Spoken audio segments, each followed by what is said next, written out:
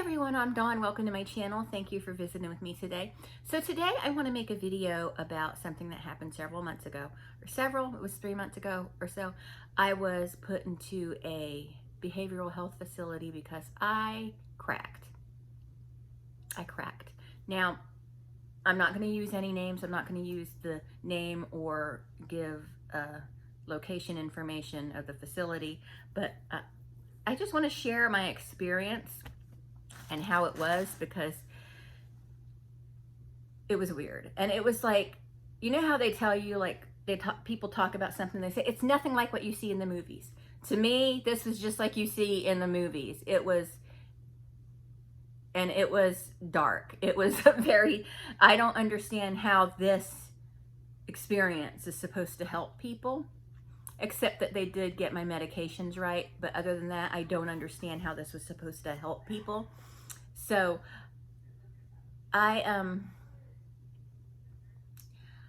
first of all, my doctor had called the facility she wanted me to go and say, she's coming in, be on the lookout for her, or whatever they say. And that's not where I ended up. They didn't take me there. So I ended up at this facility that was, it was a toilet. And I understand mental health is bad in the United States. I don't know how it is in other countries, but I know it is, and it is an area that needs attention. People know it needs attention. Everyone knows it needs attention, and no one's doing anything about it. And I would like to be a voice for it, but I don't know what to do. I have no idea what to do, or where to start, or who to talk to, or how to impress this upon the people who could help. I don't know how, but because everybody has a brain, everyone has a mentality, everyone can, and most people do have some form of mental illness. Yet it is still, it's treated like leprosy, or it's still an embarrassment. Not quite as much, but it's the family embarrassment that needs to be hidden away, or it's just, if you don't talk about it, it's not an issue. Even growing up in my family, my mom would be like, you're born, you are the way you are, and it's not mental, it's not a mental condition, it's just. And let me tell you, my mom, and I'm not even trying to be funny, but if she didn't suffer from mental illness, no one has. But she would have never gotten help. And that's the thing, more people are getting help for it now, but it's still treated like that thing that, well, you can't die from it, which is such a lie. Millions of people die from mental illness every day. That statistic may be a little off, but you know what I mean. So anyway, I had to go to this behavioral health place, and because I was hopeless. I thought that it was the end. I didn't want to be around anymore. I felt like there's no point. This world is nothing, and there is no point in existing in it anymore. And it's not, when people who were like me, they're not saying that. They know they have people that love them, and they love the people in their lives. It's not about selfishness, or, well, I want more from you, or I'm going to do this to myself. It's not like that. It's utter hopelessness. And unless you've felt that before, you probably can't really understand it. But so anyway, I'm at this facility, and the first night was uneventful. No big deal. I got there kind of late, so nothing happened. But I woke up in the middle of the night to all hell being raised in the hallway, and that wasn't really any different than my childhood. So I didn't even think, I was just rolled over and went back to sleep. But oh, let me tell you the room setup. So the rooms were 3 people per room, and you were separated, like men and women were separated, right? So, but the next morning I had a folder on my nightstand, and that was information about the facility, which included measures they're taking to protect us. And one of them was that orderlies or techs would be walking up and down the halls all night long, so no one would go in your rooms that didn't belong in there. No one would go in the rooms that didn't belong in there. Well, through my experience there, I was there 5 nights. I think I was there 5 nights, which was overkill. I think that was an insurance thing. I think that they knew my insurance was going to pay for 5 nights, so they kept me there 5 nights. I truly think that that's what it was. And a couple other people there who were pretty sharp, they were there for various reasons, but that I had talked to, they all said, I'm here because they're going to keep me here as long as my insurance will pay for it. So, but while I was there, 3 times while I was there, men walked in my room. Not people that work there, but male patients walked into my room. I could have been changing. One of the girls in my room could have been changing. Any number of things could have been happening there. They just walk in like, hey, girls, you know. The first guy walks in, it was, you know, we were going to bed, so I'm like laying there, and I hear him whispering to one of the girls in the room. I think he was trying to hook up with her. Because that's what, he came in at the same time he came in the same time as I did, and he had been trying to hook up with any female the whole time. And I was like, no, I have a husband who will break you in half, fold you up, tie you in a knot, put you in a tiny box, send you home to your mother. Cash on demand. So, I mean, he was just hitting on any female, and it was gross. But I guess he found one that would take the bait, and she happened to be in my room. But then I heard her say, "You got to get out of here. You're going to get in trouble." And then he said, "Oh, Dawn's cool." And I was like, "What?" And I recognized his voice. I said, "No, the hell I am not cool. Get out. You don't belong in here." And so he's like, "Well, I thought you were cool." And he walked out. And I said, "You're not supposed to be in here. Don't come in here." You know, and I already have my issues where I hate most men, so, or don't trust hardly any of them, so whatever. And then the next night, this guy, he wanted to be the master of ceremonies at the mental institution. He would walk by each room and just poke his head and look around and stuff. And why are you sticking your head in here, loser? Get lost. And then he walked in my room one day while I was in there, and I'm like, "Can I help you with something?" He's like, "Oh, no, I'm just looking around." What are you looking for? Every room is identical. Go stand in your own room. It was stupid. And then a little later that day, I went into the TV room, and I had befriended this older man, befriended him, and I was just talking to him, and I was telling him, he's like, "That guy right there, he's really obnoxious." I'm like, "I know." And then I told him what he did, and he goes, "Oh, well, we'll make sure that doesn't happen again." And he did. He went up to him, he said, "See that young lady over there? She tells me you walk in her room one more time, I don't care how long they keep me here." That's right. Do that. And so, and he was like, "She's married?"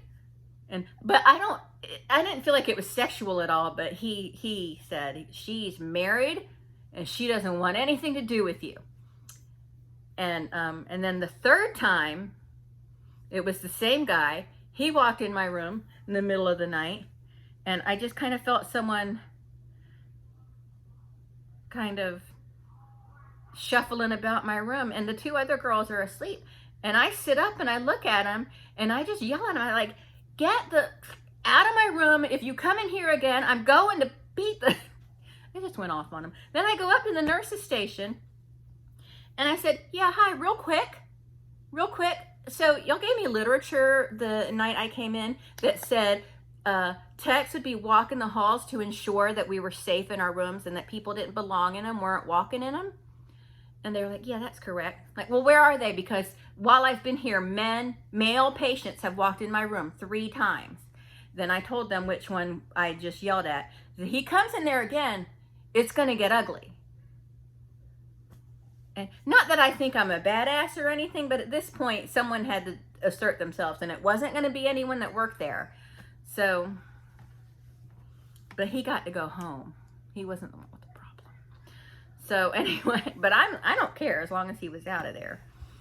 And then I was in the way the TV room's set up, you know, there's the TV, and then there's rows, there's like couches with, you know, places to sit, and then there's a couple tables to do crafts or to play games and stuff. And so I'm sitting, I'm seated there and befriending the people that probably didn't really belong there, and or people that belonged someplace to protect themselves, you know, people that just, it was like me, it just became all too much. And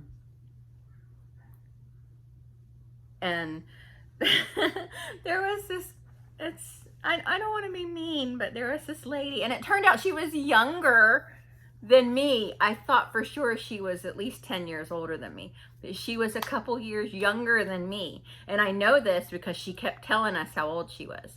She could have been older, but why? Why would she lie about that? But she was just talking the whole time and saying nothing. She was just like, what did my doctor told me? And just talking, yap, yap, yap, yap, yap, yap. And that's all it was yap, yap, yap, yap, yap, yap, yap. That's all you heard after a while was yap, yap, yap, yap, yap. It wasn't even words anymore. It was just yappity, yappity, yap, yap, yap, yap, yap, yap, yap, yap, yap, yap, yap. And she wouldn't stop. So me and my new buddy and a couple newer ladies that came in were all just sitting there trying to watch Princess Diaries. I'd never seen it before, and I'm like, you know what? I get to be here. I'm gonna watch Princess Diaries. So we're trying to watch Princess Diaries, and she's just yap, yap, yap, yap, yap, yap. And she wasn't loud. She was just relentless. And she was like, my sister, and blah, blah. And I was like, oh. And she was sweet. So you didn't want to yell at her, and why would you yell at her if you haven't asked her to be quiet yet? But other people have asked her, hey, you know, we're trying to watch the movie, can you know, go out there or something, go chat with the nurses or something. But she would she would wander off, and then she'd wander off, and you could hear her in the hallway just yappity, yappity, yappity, yappity, yappity, and then she would come back in yappity, yappity, yappity, yappity. And so, and I turned to her and I said, honey, we're really trying to watch this movie. I'm so sorry, but we're trying to watch this movie, get our minds off of what's going on here. Why don't you watch the movie with us? Oh yeah, but I don't know, what movie is this? And I was like, oh my God. And then finally, this young man that I had been talking to was really funny. He was like, oh Lord, he said, God help me. I do not want to yell at an old lady. And I'm like, she's younger than me, be quiet. And then he goes, ma'am, please shut up. We're trying to watch this. He just lost it. I mean, he wasn't even like yelling or anything. He was just, you've got to shut up. You have got to shut up.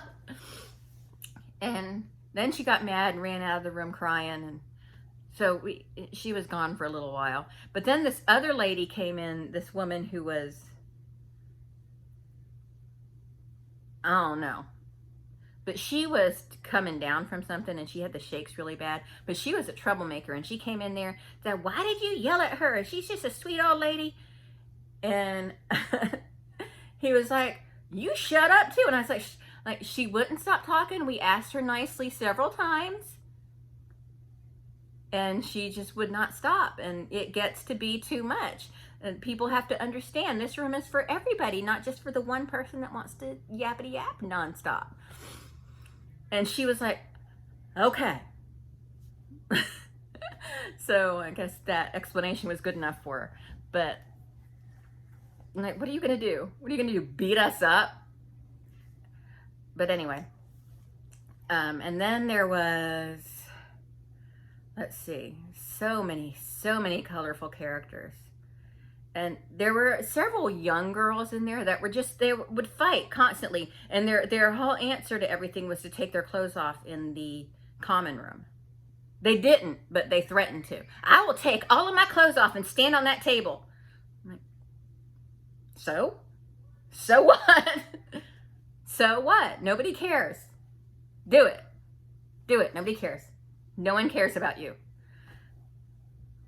It was ridiculous. But then we found the silencer, the thing that brought everybody together. We got the Sci-Fi Network in this room, and they were doing a Chucky marathon. But they were playing the movies backwards. They were going from Cult to Curse to blah, blah, blah to Child's Play. So, but it didn't, that's not relevant. But, so, because it was like the Child's Play show, Chucky was going to premiere. So they were doing a whole marathon of the movies, and then it was going to end with the first episode of the series. So everybody was there for it, because I was like, because we're sitting here watching the Cult of Chucky, and I'm looking around like thinking, should these people really be watching this? But everybody was into it, so whatever. And everybody was just like, even these two sweet older ladies were like, oh, this is horrible. And then they were asking me to explain to them what was going on. So I'm explaining it like a pro to them, you know. Like, well, they're playing them backwards, but in this one, explaining all about the Cult of Chucky and, you know, at least what I knew. I'm, you know, no expert, I guess. But, but they were watching it. That was it brought everybody together. Chucky brings people together. So we were all watching the Chucky movies. And I mean, it was riveting. Like, people were like totally into it. And everybody was like, oh wait, he's going to get you, girl. It was actually the kind of horror movie viewing experience I love to have, when other people are really into it and they're quiet enough so you could hear the dialogue, but they're still saying their little, don't do it, don't do it, don't do it. You know, it's fantastic. I love that. So anyway, that brought us all together. Anyway, so that was fun. I guess it wasn't all bad. I found a family to watch Chucky with. But, oh, and let me explain the phone situation. There was one lone phone in the hallway that we had to use. We couldn't use it at meal times. We couldn't use it at outside times, and we couldn't use it during, you know, medicine distribution. And so I would try, and like one or two people would get on the phone and be on it for hours. And like, hey, they put you here. No, I'm just kidding. I don't know if the people they were talking to put them here, but when I would get on the phone, I would as quick as I can. And then the people that were on the phone the whole time are like, oh, like, you've been on the phone for hours. And I would call Eric, and Eric was so upset because he had nothing to do with this. He was at work. He had no idea what was going on when it initially happened. But yeah, he was so upset about it. And oh, and also I needed to get my phone so I can get my doctor's phone number so I could let her know where I was. And then when I saw the doctor there, I said, is somebody going to let my doctor know, my psychologist know where I'm at? And they were like, oh, well, what's her name? We'll see if someone can do that. Like, that's crucial. In my opinion, it's crucial. Like, she's the one that sent me there. You're going to see about it? It needs to be done. And the whole thing was ridiculous. But the doctor, well, the doctor I saw over the weekend was, and that's where it got me too. It was a holiday weekend, so it was a long weekend too. So that made it rough. But I was telling him about my childhood. He's just going through the checklist. He goes, okay, no this, no that, no this, no SA, no this. I'm like, wait, no. I told the nurse. And when I first came in, I had just lost it talking to the nurse about what had happened to me when I was 11. And she was as sweet as can be and did her best. But she wanted to make sure I talked to the psychiatrist about it. And I'm talking to him about it. And he literally told me the things that happen to us when we're children are all good things if we look at them the right way. And I don't know if you saw my child SA experience video. If I can find it, I'll link it below. But he said the things that happen to us as children we look at as bad, but they were all experiences that built us, so they were all good experiences. He said that. He said that. He used the term good experiences. Now, I understand, I think, what he was trying to say, but no, shut it down. That was the wrong way to put it. But yeah, that was the totally wrong way to put it, dude. So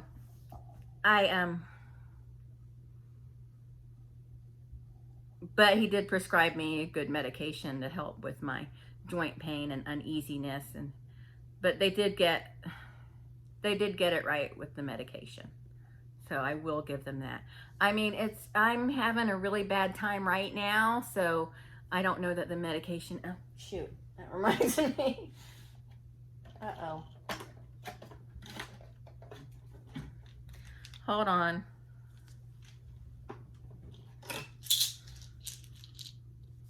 Anyway, right now, currently, at this moment, I'm having a very difficult time. I don't know if it's the holiday blues or what it is, or if it's like some kind of post-surgical depression, but